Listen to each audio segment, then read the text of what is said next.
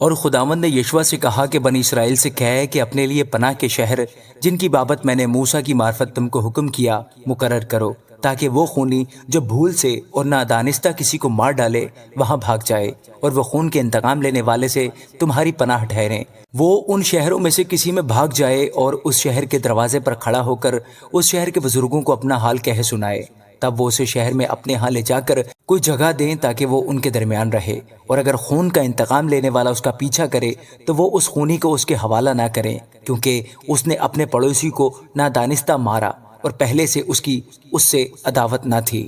اور وہ جب تک فیصلہ کے لیے جماعت کے آگے کھڑا نہ ہو اور ان دنوں کا سردار کاہن مر نہ جائے تب تک اسی شہر میں رہے۔ اس کے بعد وہ خونی لوٹ کر اپنے شہر اور اپنے گھر میں یعنی اسی شہر میں آئے جہاں سے وہ بھاگا تھا۔ پس انہوں نے نفتالی کے کوہستانی ملک میں جلیل کے قادس کو، اور افرایم کے کوہستانی ملک میں سکم کو، اور یہودا کے کوہستانی ملک میں کریت اربا کو جو حبرون ہے الگ کیا، اور یریحو کے پاس کے یردن کے مشرق کی طرف روبن کے قبیلہ کے میدان میں بصر کو جو بیابان میں ہے، اور جد کے قبیلہ کے حصہ میں راما کو جو جلعاد میں ہے، اور منسی کے قبیلہ کے حصہ میں جولان کو جو بسن میں ہے مقرر کیا۔ یہی وہ شہر ہیں جو سب بنی اسرائیل اور ان مسافروں کے لیے جو ان کے درمیان بستے ہیں اس لیے ٹھہرائے گئے کہ جو کوئی نادانستہ کسی کو قتل کرے وہ وہاں بھاگ جائے، اور جب تک وہ جماعت کے آگے کھڑا نہ ہو تب تک خون کے انتقام لینے والے کے ہاتھ سے مارا نہ جائے۔ آمین۔